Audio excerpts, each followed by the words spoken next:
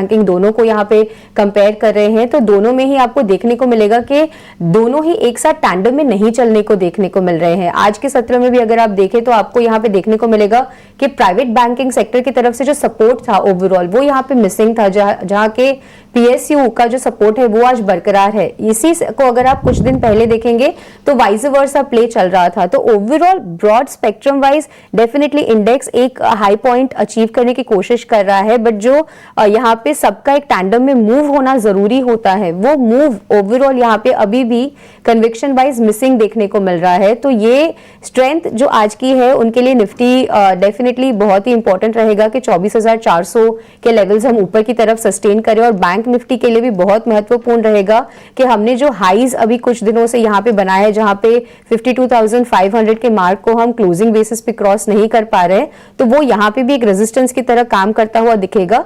अगर आपको यहाँ पे ट्रांचेस में बाय करना है तो कर सकते हैं, but overall fresh buying positions index में इन सत्रों पे अभी फिलहाल के लिए नहीं करनी चाहिए। ओके, सो इंडेक्स पर ये आउटलुक है, इस पर जरूर ध्यान रखें।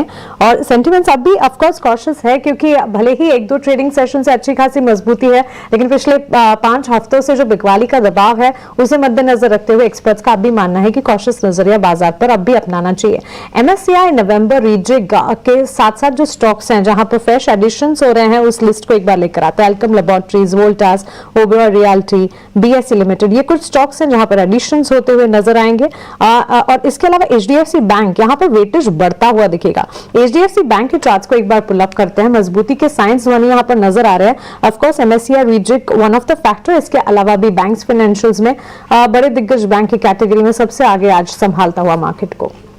जी बिल्कुल, यहाँ पे HDFC का ओवरऑल चार्ट स्ट्रक्चर जो अगर हम देख रहे हैं यहाँ पे, तो इसके अंदर देखने को मिल रहा है कि डेफिनेटली आज के सेशन में जो बाइंग थी वो यहाँ पे देखने को मिली, but throughout the day यहाँ पे गेन्स जो है वो लूज आउट करने को देखने को मिले। और अगर आप ब्रॉड चार्ट इसका लेके आएंगे तो आपको देखने को मिलेगा कि 1800 की लेवल को स्टॉक यहाँ पे ऊपर की तरफ क्रॉस नहीं कर पा रहा है सिंस जुलाई। यही लेवल जो है वो HDFC बैंक के अंदर एक रेजिस्टेंस की तरह कॉन्स्टेंटली आपको काम करता हुआ देखने को मिल रहा है। तो अगर बाइंग पोजिशन है तो एक बार के लिए यहाँ पे प्रॉफिट बुकिंग की सलाह रहेगी, फर्दर पोजिशंस कोई भी यहाँ पे लॉन्ग साइड पे नहीं बनाई जाए।